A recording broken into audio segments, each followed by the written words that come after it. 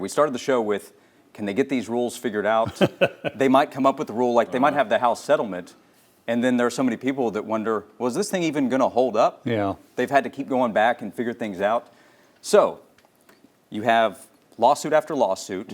You have these eligibility questions. Do you get 4 years? Do you get 5 years? What if you said, play as long as you want? Lawsuits over who can pay whom what. What if you said, pay them what you want? Rob a bank if you have to. However you want to get it done, just get it done. You've heard about the Wild Wild West. What if it really became that? So you like that idea of stop fighting for all these rules and these lawsuits, or do you want to keep forging ahead, Tyler Ivins, and get it figured out? What do you say? Keep forging ahead until you come with a collective bargaining agreement. You know, I've had this infatuation with Vanderbilt quarterback Diego Pavia from his New Mexico State days. I just thought that his story with everything he did with high school wrestling, a real bulldog mentality. Little did I know that years later he would make his way and be one of the better quarterbacks, if not one of the best quarterbacks in the SEC coming up this year. I don't want to see Diego Pavia playing until he's in his mid-30s and he's collected tens of millions of dollars allegedly playing for the Nashville program. Look, we just continue to kick the can down the road but not get to the finish line. To me, it reminds me a whole lot of the college football playoff. Let's just get to the 16. Let's stop talking about buys, straight seeding. What are the rules? Let's get everybody in a room and let's figure out what they are. It can't be as difficult than what we already have right now. This whole scene of Wyatt Earp showing up with Doc Holliday trying to go after the Cowboys and being like, well, bye.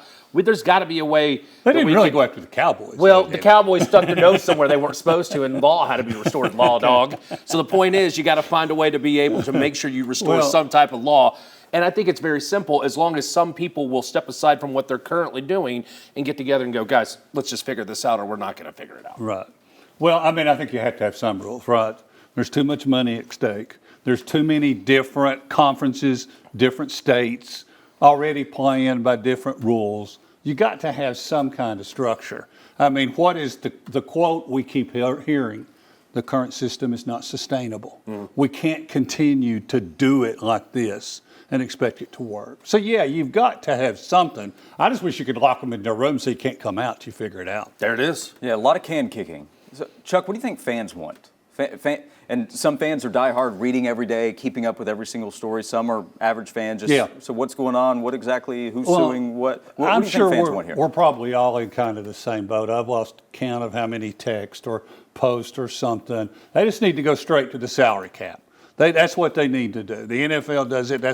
And we've already talked about how you can't just do that right now. I mean, it's collective bargaining. It's something you got to work out, correct? And there's other issues involved, but they need something. I mean, how is a quarterback that plays football at Duke worth $4 million? Yeah. I mean, give me a break, okay? I mean, that's why the system you're trying now is totally screwed.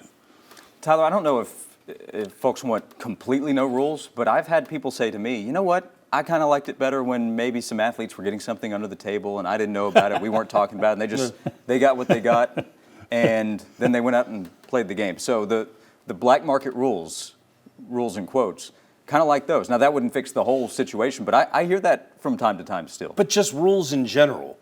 Look, my co-host Will, he's off the set right now. He says the best stuff to us when we're in our office, when we have some off-the-scene changing, just tell us what the rules are and let us get to work so we can be the best at what we do. But at least let us know what those ground rules are before we get to work. Right now, there are no rules. 1 year Ohio State can have a $22 million roster and win a national championship, and then allegedly Texas can be somewhere in the high 30s, low 40s this year. Add parameters. I'm not telling you have to give us speed limits and stop signs, but give us some rules of too far, come on back. Right now, anybody can do what they want, burn down houses, pillage, take what they want, and keep moving on. Really, right now, we're living in a world where really there's 7 high-priced blue bloods, is there not? A bunch of Big Ten schools, a couple in the SEC, and maybe one sprinkled in the ACC. We're about a year away from all of us asking, how many people can realistically win the FBS national championship this year? 4 or 5, and it's never going to be any different than that. Yeah, that part hasn't changed. I think so we have the NIL aspect. That's a lot of what we've talked about, the money. There's also the transfer portal. Right. I think that has really frustrated people more than the money itself. It's the constant movement. Now, if you can get the players, then you like them coming in. If you lose them, then you're not as happy about it. But it's the lack of. But here's another one. For the last year or so, I've heard, well, let's get some buyout structure in there. And they actually did. And then we had players on during the spring signing period in basketball sign with one school, and later that day changed their mind, and the new school just figured out the buyout stuff, and they still went from one school to the next. So that didn't fix anything. Yeah, and with the portal guys, it's just too easy, right? I mean, somebody that has the chance to transfer, whether it's the parent saying you're not playing enough or we can get more money somewhere else, it's too easy.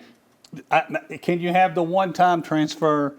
Can you not transfer in your conference? I mean, there's all kinds of different. The SEC, it's based on what time in the calendar it is, right? It can't be later in the calendar year. But that is just too easy. And with today's athletes, I mean, look at a Tennessee safety from MTSU. He's in a good position to get playing time. Where does he end up? Miami. Yeah, It's Jacoby just, Thomas from the state of Tennessee, From the chance state to play of at UT Tennessee. and transfers out. It's just too easy, and there's too much money somewhere else. So what are you going to do? You're going to pack your bags. You're going to go. Okay, so final verdict. Rules. You guys are Rules. you want Rules. more rules and continued court cases. And I've been known as a rule breaker all my life, but I'm voting for rules. Chuck Cavaleris, remember that with the Chucky C note. Breaking Yes, rules. breaking Be rules. careful with how you spin.